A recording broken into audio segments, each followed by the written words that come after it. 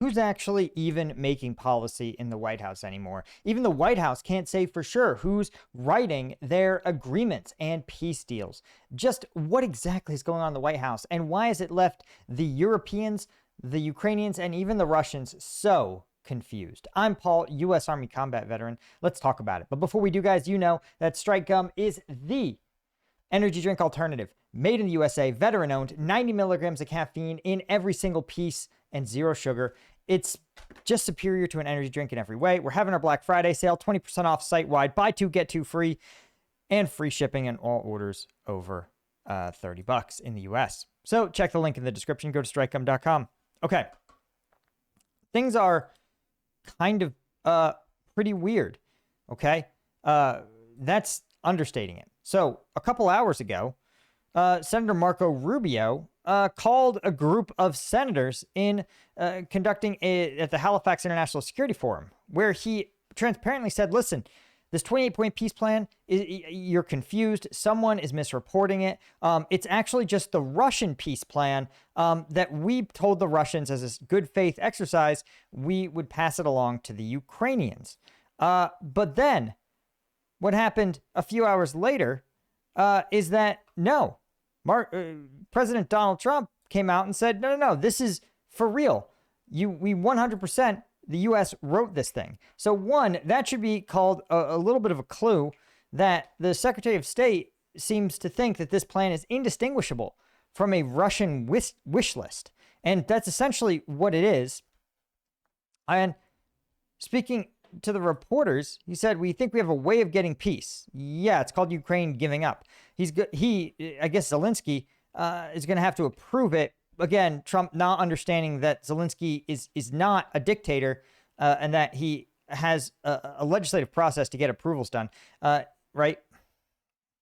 He says it's a cold winter and a lot of big energy producing plants have been under attack, to put it mildly, to put it nicely. And in that instance, Trump is repeating a Russian talking point. In fact, he's complimenting the Russian strategy of committing a war crime by targeting civilian infrastructure deliberately and inflicting harm on civilian populations simply to torture them. Right? This is a war crime that should be prosecuted. But again, the U.S. itself has said that they need to give Russia amnesty for these actions. In fact, not only is Russia going to get amnesty in this plan, but it would actually involve Russia getting money. It would get rewarded for committing all these war crimes. Now, the Europeans, of course, are trying to roll out their own version, trying to say, essentially, hey, we respect that you're trying. Here's our own 24-point plan. Because again, this is a classic move of creating a debate, right? And in this case, it's taking something where the U.S. says, this is the plan, take it or leave it. And the Europeans go, no, this is the plan, take it or leave it. So suddenly the Ukrainians go, well, yeah, we approve this plan and we don't approve the other plan because you both gave us take it or leave it plans. And this is, again, a much more reasoned plan that actually, again, looks much more like, is much closer to this 28-point plan. It says the Ukrainian army is capped at 800,000, quote, in peacetime, right? Which, again, is sort of silly because, well, one, the 800,000 cap is its current wartime number. And obviously, if war breaks out in Ukraine, the 600,000 peace deal is off. It also says negotiations on territorial swaps will start at the line of contact, which is fascinating. It says just freeze the battlefield and then talk about territory swaps later, which again isn't normally a technique for these kinds of peace agreements, but it is but it seems like this has now become the norm, is having a bunch of parts of your peace deal that simply kick the can down the road. This isn't real diplomacy. This is just stall tactics, but it's fine. I guess they're saying, well, you guys should talk about it at the line of contact, right? Fascinating. And whatever it lacks in specifics, it made up for in speed. It also proposed Ukraine receive a security guarantee from the United States, similar to Article 5. Again, probably involving some level of actual troops, because this is one of the problems that Ukraine has had, right? Ukraine already has a security guarantee from the United States in the form of the Budapest Memorandum, in which they said the U.S. will never allow Ukrainian territory to be ceded to a foreign aggressor. Ukraine's sovereignty is guaranteed. Well, so what does that guarantee got in the Ukrainians? Nothing, because literally the two signatories of the Budapest memorandums are now telling Ukraine to give up territory. So clearly that entire memorandum from the United States, here we are 25 years after it was signed, and it's already being put in the wood chipper. So the very notion of some of this is just absurd. But here's where things get even weirder, right? Is that now there's top Ukrainian and European officials are meeting in Geneva ahead of talks with Marco Rubio, the person who said that the deal was a Russian deal, then backtracked, said, no, actually, you misunderstood. It's totally that deal, but also I wasn't consulted on it. Also, Keith Kellogg resigned over it, but Dan Driscoll, the vice president's friend, he definitely went out and did it. So now Dan Driscoll, this is the Secretary of the Army, but he's also, I guess, the Ukraine envoy. It makes no sense, right? The only person who's been a consistent figure here is Steve Witkoff, who Trump himself said didn't know anything about Russia and isn't really interested in learning anything. And Witkoff simply meets with Vladimir Putin, and has not really met with Zelensky at all. That was, again, Keith Kellogg's job, who just resigned because, well, he was never consulted on this peace deal at all. It's really bizarre. And you might also note that in addition to the security guarantee, you might remember the minerals deal that the U.S. signed, which the U.S. told Ukraine was just as good as a security guarantee. That minerals deal was supposed to fund U.S. assistance to Ukraine for the duration of the war.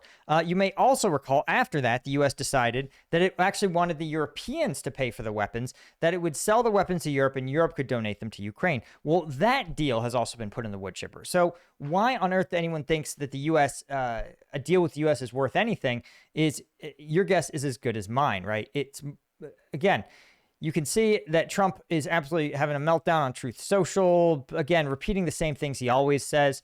And as I always point out in previous videos, the timing of this is absolute nonsense, because 2 days ago was the rollout date for Trump's sanctions against Lukoil and Rosneft, which were really, really damaging to the Russian economy. They were really producing meaningful results. They had to divest of assets. The Russian stock market was tanking.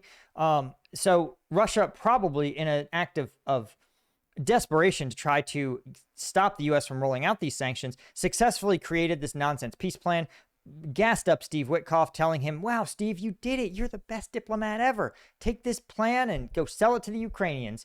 Boy, you drove a hard bargain. And this is, again, really gotten Trump to reverse course, going from sanctioning Russia to literally the sanctions were in effect like 3 hours before the vice president was out there saying sanctions don't work, which is crazy. The whole thing is absolutely absurd.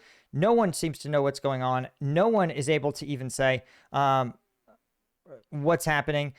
It's just absolutely absurd, right? And according to Bloomberg, actually, Steve Witkoff just cut out basically the whole White House to make this thing happen. J.D. Vance and Steve Witkoff were the ones who negotiated this deal. Marco Rubio found out much later. It's well known that J.D. Vance is what we'll generously call a non-interventionist. He's somebody that thinks that supporting our allies, especially the Europeans, is kind of a waste of time, and that Russia isn't really America's enemy at all. Just because they hacked our election. Well, just because they hacked our election, put bounties on U.S. troops, actively worked to attack NATO allies, violated NATO airspace, launched multiple wars of aggression against U.S. allies. None of those things matter, right? Russia is secretly a friend, according to J.D. Vance. Again, Dan Driscoll also said Trump has lost patience, which doesn't make any sense. Why would he roll out sanctions dated to today and not give those sanctions a chance to even work? It just doesn't make any sense. But then then yesterday, of course, Trump told reporters the peace plan was not actually Washington's final proposal. It doesn't make any sense, dudes. No one seems to be in charge anymore. I have no other conclusion. Seems to be no meaningful policymaker. There seems to be no one in charge of this effort, including the president. The president doesn't seem to be able to even understand day to day what his Ukraine policy is. And if he can't explain it, how can the Ukrainians follow it, right? Now, here's what I think is funny. What's funny is that this isn't just an issue for Ukrainians. It's an issue for everybody. Because you might know that local white nationalist Elon Musk, who, by the way, has staunch anti-immigrant views despite literally being an immigrant. Again, if he really believed it, he would go back to South Africa. He rolled out a new feature on Twitter that revealed the location and origin of the Twitter account where it was registered, the actual IP address, the country of origin where the app's manager downloaded it, and it provided some really, really funny data, right? Well, data that would be funny if it was anything else, okay? So, I want to point out that here's MAGA Nation, a pro-MAGA account with nearly 400,000 subs, based in Eastern Europe, non-EU, with 5 different username changes. Another one, an Ivanka Trump blue check-marked Ivanka Trump news account, a fan account, with nearly 1 million followers, based in Nigeria. Contracted out, right? There's tons of these. In fact, we're going to see if we can find a compilation of all of them. I don't know why this article doesn't have it, right? Let's see if we can get this. But also, troublingly, let's see. Also, official government accounts appear to be operated also by foreign countries. Here's DHS.gov. This is verified. Joined in 2008 in Israel, based in Tel Aviv, 16 different username changes, and connected via the Israel App Store. And when called out on it, they simply sent this tweet looking surprised. So, this is insane. So, we don't even know if you see something on Twitter, if it's even actually the U.S. government that's doing any of this. It's really, really absurd. Let's see if I can find it. I mean, there should be like a compilation on Reddit or something. I just saw one. There's a whole bunch of these. But it's really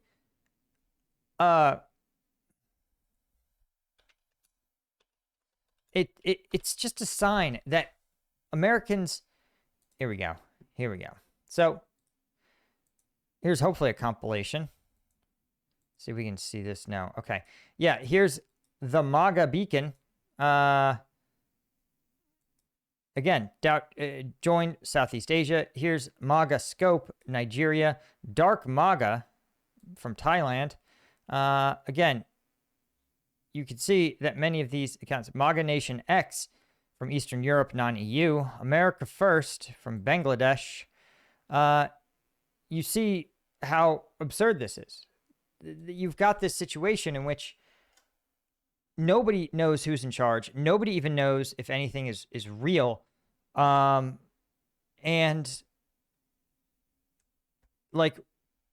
yet, remember, a lot of senior officials are getting their information, their data about how the reality of the world from Twitter, from a bunch of Bangladeshis, like literally a bunch of Bangladeshis and Nigerians and Romanians are out here telling our elected leaders what the world is like.